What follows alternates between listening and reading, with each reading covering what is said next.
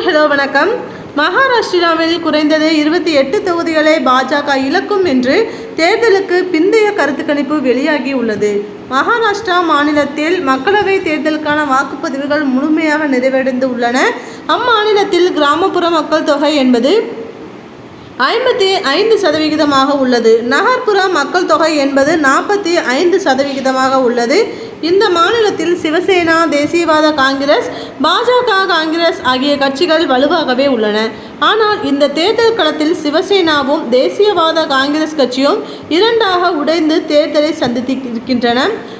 மாநிலத்தில் முதல்வர் ஏக்நாத் சிண்டே தலைமையில் ஒரு சிவசேனா உள்ளது. அவர் 25 தொகுதிகளில் போட்டியிட வேண்டும் என்று திட்டமிட்டிருந்தார். ஆனால் அவருக்கு கிட்டத்தட்ட 15 தொகுதிகள் பாஜக கூட்டணியில் ஒதுக்கப்பட்டது. அதேபோல துணை முதல்வர் அஜித் பவர் 10 இடங்களை கேட்டார். அவருக்கு கிடைத்ததோ வெறும் 4 தொகுதிகள் தான். சிவசேனாவின் அதிகாரப்பூர்வ சின்னம் ஏக்நாத் சிண்டேவிடம் உள்ளது. அதேபோல் தேசியவாத காங்கிரஸ் கட்சியின் அதிகாரப்பூர்வ சின்னம் அஜித் பவரிடம் உள்ளது. அதிகாரப்பூர்வ சின்னங்களை வைத்துக்கொண்டு குறைவான தொகுதியில் இவர்கள் போட்டியிடுகின்றனர். இதற்கு மாறாக உத்தவ் தாக்கரேவி சிவசேனா 21 தொகுதிகளில் போட்டியிட்டு உள்ளது. சரத்பவார் கட்சி 10 இடங்களில் நின்றுள்ளது. காங்கிரஸ் 17 இடங்களில் போட்டு உள்ளது. ஆக மகாராஷ்டிரா விகாஸ் அகாடி கூட்டணி எந்த சிக்கலும் இல்லாமல் தேர்தலை சந்தித்து உள்ளது. ஆனால் பாஜகவின் என்டிஏ கூட்டணியில் அப்படி இல்லை. தொகுதி பங்கீட்டில் அதிருப்தியில் உள்ளார் அஜித் பவர். ஏக்நாத் சிண்டேவும் மகிழ்ச்சியாக இல்லை. எனவே பாஜக இந்த மக்களவைத் தேர்தலில் முன்பு வெற்றி பெற்ற 41 இடங்களை மீண்டும் பெறுமா என்பது சந்தேகமாகவே உள்ளது. மகாராஷ்டிரா தேர்தல் முடிவுகள் எப்படி வரும்? பாஜக பழைய வெற்றியை திரும்ப பெறுமா என பல கேள்விகளுக்கு மும்பை பத்திரிகையாளர் மும்பை குமரராசன் விளக்கம் அளித்துள்ளார்.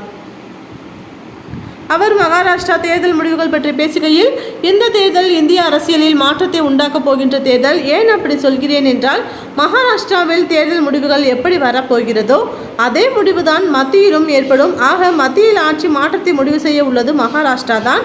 இந்தியாவில் அதிக மக்களவை தொகுதிகளை கொண்ட முதல் மாநிலம் உத்தரப்பிரதேசம், இரண்டாவது மாநிலம் மகாராஷ்டிரா தான். மொத்தம் 48 தொகுதிகள் உள்ளன. உத்தரப்பிரதேசத்தில் எந்த அளவுக்கு பாஜக கவனம் செலுத்துகிறதோ அதே அளவுக்கான முக்கியத்துவத்தையும் மகாராஷ்டிராவுக்கும் தந்திருக்கிறது பாஜக.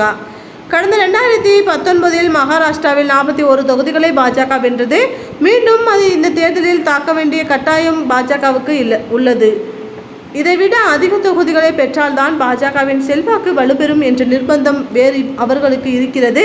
அப்படி அதிகம் பெற்றால்தான் பாஜகவின் 400 தொகுதிகளுக்கு மேல் என் கனவை எட்ட முடியும். தேசிய கள நிலவரத்தில் சரத்பவரை பாஜக அவமதித்ததும் உத்தவ் தாக்கரேவை பாஜக வீழ்த்தியதும் ஒரு மோசமான விளைவுகளை ஏற்படுத்தியிருக்கின்றன. ஒரு அனுதாப அலையை வீசுகிறது. இவற்றை தவிர்த்து பாஜக ஆட்சியால் மகாராஷ்டிரா மாநிலம் பல்வேறு வழிகளில் பாதித்து உள்ளது. இங்கு வரவேண்டிய தொழிற்சாலைகளை குஜராத்திற்கு கொண்டு சென்று விட்டார்கள். அதே போலவே விவசாயிகள் பிரச்சனை பெரிய அளவில் உள்ளது. வேலைவாய்ப்பை ஏற்படுத்தி தருவதாக பாஜக சொன்ன வாக்குறுதியில் 1% கூட நிறைவேற்றப்படவில்லை. ஆகவே பாஜக கூட்டணி 20 இடங்களில் வெல்ல வாய்ப்புகள் உள்ளன. அதுவே அதிகம். மீதமுள்ள 28 தொகுதிகளில் சரத்பவார் மற்றும் உத்தவ் தாக்கரே அணி கைப்பற்றும் என்கிறார்.